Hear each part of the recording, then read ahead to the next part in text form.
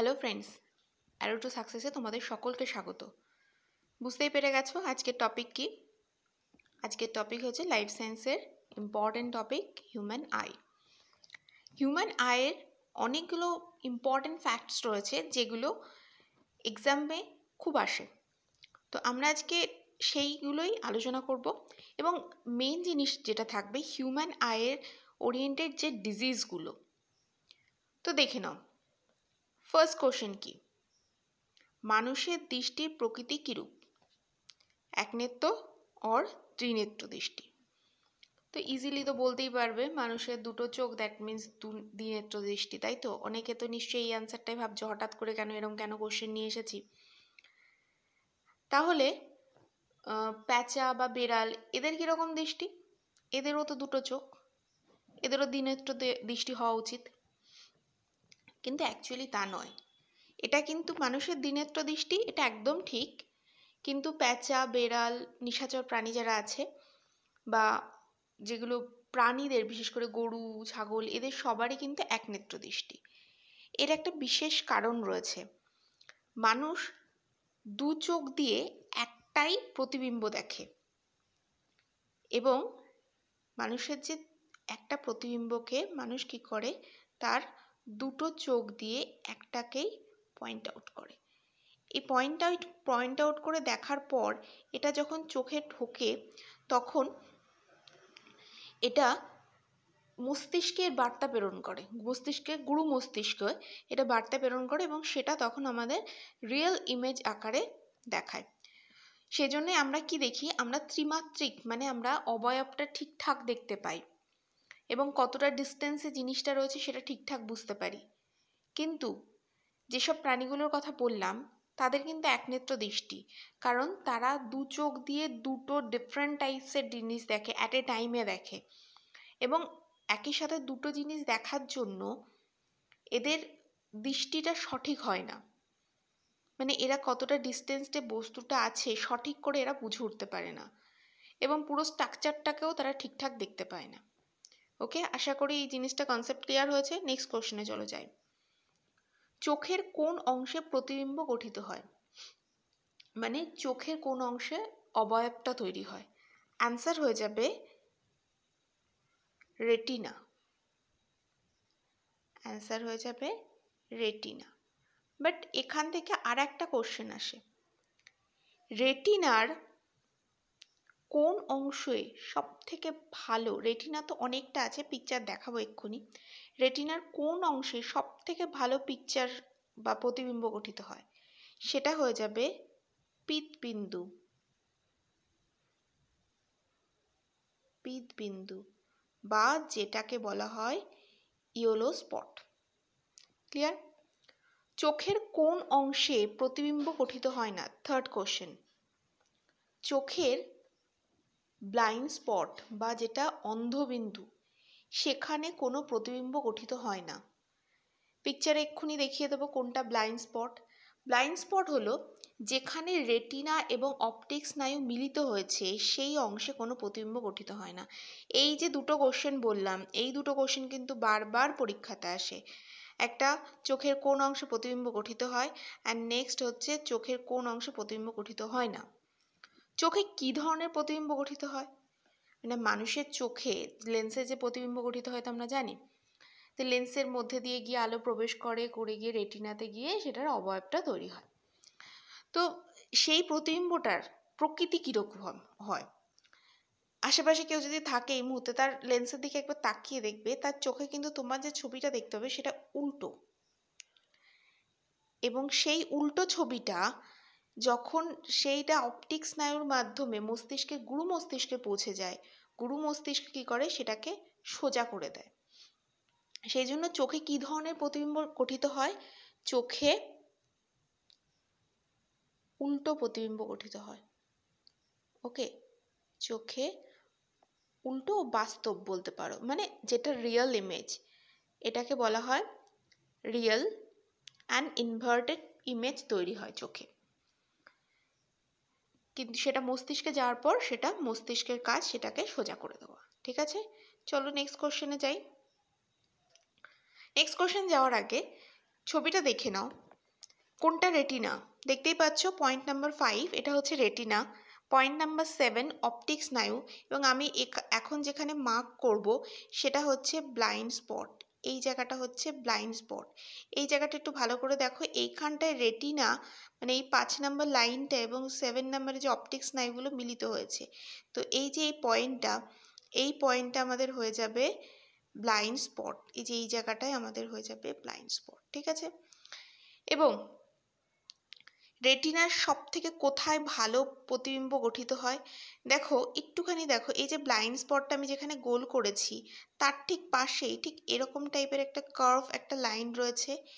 এইটাকে বলা হচ্ছে পিতবিন্দু বা ইয়েলো স্পট। এখানে লেন্সের মধ্যে দিয়ে সোজাসুজি লাইট এসে এখানে ঢুকে যায়। এই জন্য রেটিনার এই পোর্শনটাতে মানে ব্লাইন্ড স্পটের ঠিক পাশেই, দেখো আমি লাইন কালিগুলো এখান থেকে মুছে দিয়েছি। তো দেখো এখানটায় ঠিক ব্লাইন্ড স্পটের ঠিক পাশেই পিতবিন্দু রয়েছে বা ইয়েলো স্পট রয়েছে, যেখানে খুব ভালো প্রতিবিম্ব গঠিত হয়। এবার এখানে দেখো আরেকটা পয়েন্ট রয়েছে, পয়েন্ট নাম্বার 6 সিলিয়ারি পেশি। সিলিয়ারি পেশি, সিলিয়ারি পেশি এখানে দেখতেই পাচ্ছ লেন্সের ঠিক পাশেই। এটা আমাদের চোখের পাশে যে পেশি একটা, এটার কাজ কি? এটার কাজ হচ্ছে যখন অনেক দূরে কোনো বস্তু থাকে না, তখন আমরা কি করি, চোখটাকে আরো বড় বড় করে স্ফীত করে দেখতে চাই, মানে চোখটাকে যতটা পারি বড় করার চেষ্টা করি। সেই বড় করার কাজটা করে এই সিলিয়ারি পেশি। বা যদি খুব কাছে যদি খুব সূক্ষ্ম জিনিস হয়, সেটাকে ভালোভাবে দেখার জন্য আমরা চোখটাকে কুঞ্চিত করি, ছোট করে দেখতে পাই না কি, অনেক কষ্টসৃষ্ট করে চোখটাকে মানে ছোট করে দেখার চেষ্টা করি। এই যে চোখ বড় এবং ছোট, লেন্সের এই সাইজটাকে বাড়ানো কমানো পলকের মাধ্যমে, তো এই কাজটা কে করে? সিলিয়ারি পেশি। বাদ বাকি অপশনগুলো দেখতেই পাচ্ছ। নেক্সট দেখো, প্যাঁচা দিনের বেলায় দেখতে পায় কিন্তু দেখতে পায় না, কিন্তু রাত্রিবেলা খুব ভালো দেখতে পায়, কেন? প্যাঁচা নিশাচর প্রাণী, এবং আরও অনেক নিশাচর প্রাণী আছে যারা দিনের বেলায় খুব একটা দেখে না, যেমন বাদুড় বলতে পারো, বাদুড় তো অন্ধ। তো আরও যেসব অনেক প্রাণী রয়েছে, যেমন চিতাবাঘ বা এরা দিনের বেলা দেখে, বাট অনেকটা কম। রাত্রিবেলা কিন্তু এদের চোখটা আরও বেশি সক্রিয় হয়ে ওঠে। তো আমি প্যাঁচার কথাই বলি। তো এদের চোখে রড কোষের সংখ্যা বেশি থাকে এবং কোন কোষের সংখ্যা কম থাকে। এই জন্য এরা দিনের বেলা দেখতে পায় না, রাত্রিবেলা ভালো দেখে। এটা কিভাবে মনে রাখবে? দেখো রাত্রিবেলা আমরা রড লাইট বা টিউব লাইট জ্বালাই, তো রাত্রিবেলা যাদের চোখে রড কোষ থাকে তারা খুব ভালো দেখতে পায়, আর যাদের চোখে কম থাকে মানে মানুষের জন্য অন্ধকারে খুব তো ভালো দেখতে পায় না, তার জন্য তাদের লাইট জ্বালাতে হয়। নেক্সট, মাংসাশী প্রাণীদের চোখ রাত্রিবেলা জল করে। এর কারণ কি? এর কারণ হচ্ছে এদের চোখে ট্যাপেটাম লুসিডাম উপস্থিত থাকে। ট্যাপেটাম লুসিডাম উপস্থিত থাকার জন্যই দেখবে অনেক সময় অন্ধকারের মধ্যে বিড়ালের চোখ দেখলে কেমন যেন মনে হয় কি জ্বলছে, বা বাঘের চোখেও এই জিনিসটা হয়, কারণ এদের চোখে কিন্তু ট্যাপেটাম লুসিডাম থাকে। তাহলে খেয়াল রাখবে 5 নাম্বার কোশ্চেনটা খুব ইম্পর্টেন্ট। প্যাঁচা দিনের বেলা দেখতে পায় না, কারণ এদের চোখে রড কোষ বেশি থাকে, কোন কোষ কম থাকে। কিন্তু বাদুড়ও কিন্তু নিশাচর প্রাণী, এরা কিন্তু অন্ধ, এটা খেয়াল রাখবে। নেক্সট কোশ্চেন, কোনো বস্তুকে দেখার জন্য সব থেকে ন্যূনতম কত দূরত্বে থাকা উচিত বস্তুটা? মানে তোমার ধরে নাও তুমি সামনে ধরো পেন পেন্সিল কিছু তো নিশ্চয়ই আছে হাতের গোড়ায়, সেটাকে তুমি তোমার একদম চোখের কাছাকাছি মানে নাকের কাছাকাছি নিয়ে যাও, তুমি কি সেটা পরিষ্কার দেখতে পাবে? একদম দেখতে পারবে না, সেটা অস্পষ্ট লাগবে। ন্যূনতম কোনো জিনিসকে দেখার জন্য ন্যূনতম ডিস্টেন্স হচ্ছে 15 সেন্টিমিটার। 15 সেন্টিমিটার ডিস্টেন্সে নিয়ে গেলেই সেই জিনিসটা আমরা সঠিকভাবে দেখতে পারি। 15 সেন্টিমিটার মানে 12 থেকে 15 সেন্টিমিটার। আমরা এখন হয়তো করো না, ছোটোবেলায় ছোট স্কেল ইউজ করতে 12 সেন্টিমিটারে। ক্লাস 10-এ নিশ্চয়ই করেছো জ্যামিতি করার সময়। সেই ছোট স্কেলের সাইজটা সেইটুকুনি ডিস্টেন্সে অ্যাটলিস্ট নিয়ে যাওয়া উচিত, না হলে ভালো করে অবয়বটা পরিষ্কার আসবে না। নেক্সট কোশ্চেন, চোখের কোন অংশ আলোর প্রতিফলনকে রোধ করে? এটা কিন্তু ভালো কোশ্চেন। চোখের কোন অংশ আলোর প্রতিফলনকে রোধ করে? এটা হয়ে যাবে স্ক্লেরা। স্ক্লেরা হচ্ছে চোখের আর একটা পয়েন্ট, যেটা স্ক্লেরা বা কোরয়েড বলতে পারো, আমি আগের পিকচারে দিয়েছি বা থাম্বনেলে যে পিকচারটা আছে সেটার মধ্যে তোমরা পেয়ে যাবে। স্ক্লেরা হচ্ছে চোখের একটা কালো একটা পয়েন্ট, মানে রেটিনার পাশে একটা কালো একটা পয়েন্ট। এই পয়েন্টের মধ্যে কালো জিনিসটা থাকার জন্য আলোটা ওখানে বাধাপ্রাপ্ত হয়, মানে সব জায়গায় আলোটা যেতে পারে না, একটা পয়েন্টে মানে ইয়েলো স্পট যেটা, সেখানে ঠিকঠাকভাবে সেটা একটা জায়গাতেই এসে জমা হয়। নেক্সট, চোখের কোন অংশে আলোর প্রতিসরণ ঘটে? এটার অ্যান্সার হয়ে যাবে লেন্সের মধ্যেই আলোর প্রতিসরণ ঘটে। নেক্সট কোশ্চেন, বর্ণান্ধতা কি? এটা খুব ইম্পর্টেন্ট কোশ্চেন। বর্ণান্ধতা হচ্ছে অনেক সময় দেখা যায় কিছু কিছু ব্যক্তি কিছু স্পেসিফিক কালারের ডিফারেন্স করতে পারে না, যেমন রেড কালার, গ্রিন কালার, হালকা ব্লু কালার ডিফারেন্স করতে পারছে না। তো এই যে কালারগুলোর ডিফারেন্স করতে না পারার যে অক্ষমতা, বা এটা এক ধরনের রোগ, এটাকেই বলা হচ্ছে বর্ণান্ধতা। লাল রঙের বর্ণান্ধতাকে কি বলে? লাল রঙের বর্ণান্ধতাকে বলা হয় প্রোটোনোপিয়া।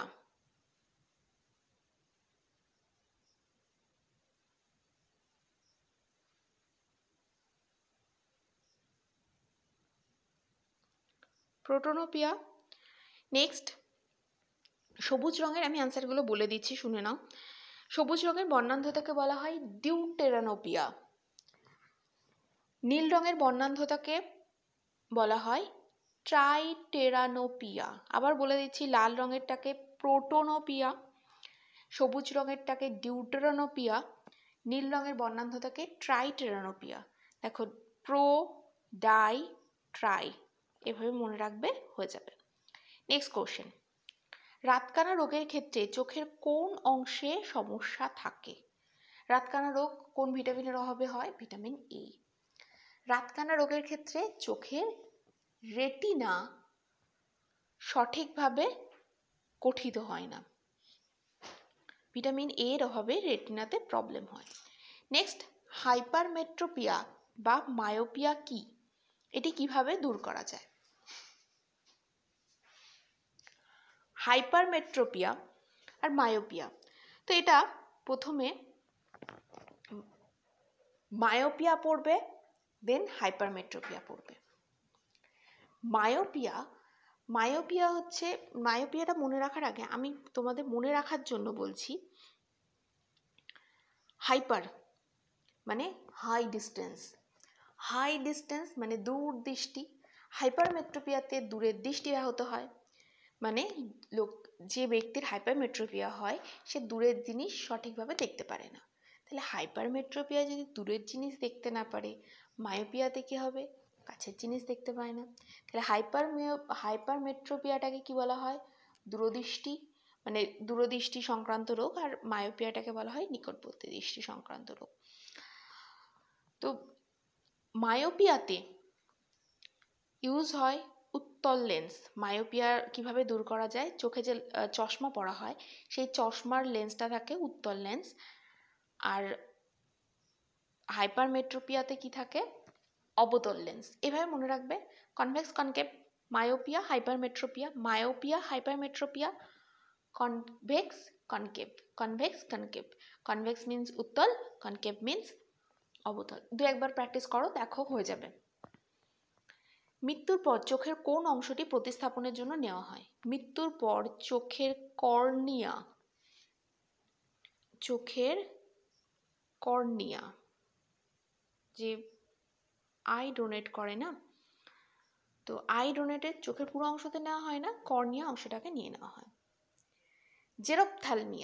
জেরপ্থ্যালমিয়া আশা করি মনে আছে, যারা রেগুলার ভিডিও দেখছো আমার, জেরপ্থ্যালমিয়া তাদের কাছে খুব পরিচিত একটা নাম।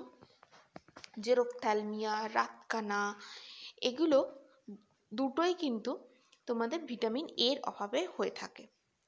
তো ভিটামিন এর অভাবে যখন চোখের কর্নিয়া ক্ষতিগ্রস্ত হয় তখন তাকে বলা হচ্ছে জেরোপথ্যালমিয়া। ঠিক আছে। দূরের বস্তু এবং কাছের বস্তু দেখার জন্য চোখের কোন অংশটি অপসারিত করতে সাহায্য করে, মানে অপসারিত বলতে পারো বা উপযোজিত করতে সাহায্য করে, মানে চোখের কোন অংশটি, সিলিয়ারি পেশি ছোট কমাচ্ছে বাড়াচ্ছে এটা করতে সাহায্য করছে কি? প্রথমেই বললাম সিলিয়ারি পেশি। নেক্সট দেখো, চোখের কোন অংশকে ক্যামেরার ফিল্মের সাথে তুলনা করা হয়েছে? ক্যামেরার যে ফিল্ম সেখানে কি হয়, ফটো ওঠে। তাহলে চোখের কোথায় ফটো ওঠে? আগেই বলেছি চোখের রেটিনাতে। বেশি ভালো করে বলতে গেলে চোখের রেটিনার ইয়েলো স্পটে বা পিত বিন্দুতে ফিল্ম বা ফটো ওঠে। তো অশ্রু কোন অংশ থেকে ক্ষরিত হয়? এটা আমি ইউপিএসসি না এসএসসি মানে সেন্ট্রাল স্টাফ সিলেকশনের এক্সাম আমি যখন দিয়েছিলাম তখন দেখেছিলাম, তাই আমার মনে হলো যে এটা দিয়ে দিই। কারণ এই জিনিসটা বাচ্চাদের মানে এই যে অশ্রু ব্যাপারটা কিন্তু বাচ্চাদের সাথে অনেকটা রিলেট করে। তো অশ্রু চোখের কোন অংশ থেকে ক্ষরিত হয়? অশ্রু চোখের ল্যাক্রামাইল অংশ থেকে ক্ষরিত হয়। ল্যাক্রামাইল, ওকে, যাকে আমরা অশ্রুগ্রন্থি বলি। বেঙ্গলিতে বললে অশ্রুগ্রন্থি এবং যদি ইংলিশে বলি ল্যাক্রামাইল গ্রন্থি থেকে এটা ক্ষরিত হয়। এর প্রধান উপাদান কি? এটা সব থেকে বেশি ইম্পর্টেন্ট, এটা একটা ফিজিক্সের পার্ট এবং তোমাদের এরপর আমি ফিজিক্সের ইম্পর্টেন্ট জিনিস নিয়ে আসবো, সেখানে এই পদার্থগুলো আমি অ্যাড করে দেবো। তো চোখের যে অশ্রু বা টিয়ার, আই টিয়ার যেটা রয়েছে, টিয়ারের প্রধান উপাদান হচ্ছে সোডিয়াম। Yes, sodium. এবং চোখের অশ্রু সেটা কিন্তু খুব ইম্পর্টেন্ট, এই জন্যই বললাম এটা খুব ইম্পর্টেন্ট আমার মনে হয়েছে। কারণ যাদের চোখে বেশি অশ্রু ক্ষরিত হয় না তাদের কিন্তু চোখে অনেক সমস্যা দেখা দেয়। কিন্তু চোখের অশ্রুর মাধ্যমে কি হয়, চোখের অশ্রুর এই যে সোডিয়াম রয়েছে এটা জীবাণুনাশক, চোখের ময়লাগুলোকে দূর করে দেয়। এবং বাচ্চাদের ক্ষেত্রে এই জন্য আমি বললাম, বাচ্চাদের তো চোখে সেইভাবে জল দিয়ে পরিষ্কার করা সম্ভব নয়, সেক্ষেত্রে অশ্রুটা কিন্তু তার চোখ পরিষ্কার করতে সাহায্য করে। ঠিক আছে, এই ছিল আজকের চোখ ওরিয়েন্টেড ইম্পর্টেন্ট কোশ্চেন। তোমাদের কেমন লাগলো আমায় বলবে। আর আমি তোমাদের জন্য খুব তাড়াতাড়ি ফিজিক্যাল সায়েন্সের, হ্যাঁ ইয়েস ফিজিক্স বা ফিজিক্যাল সায়েন্স যেটা বলছে ভৌতবিজ্ঞান, সেখানকার ইম্পর্টেন্ট কোশ্চেন নিয়ে আসবো। কারণ প্রিভিয়াস ইয়ার তোমরা যদি প্রিভিয়াস ইয়ারের সায়েন্স কোশ্চেন খোলো সেখানে দেখবে ফিজিক্সের পার্ট থেকে প্রচুর কোশ্চেন আসছে। তো ফিজিক্স পার্ট কিন্তু ইম্পর্টেন্ট। ওকে, তাহলে এই পর্যন্তই আজকে থাক। Thank you.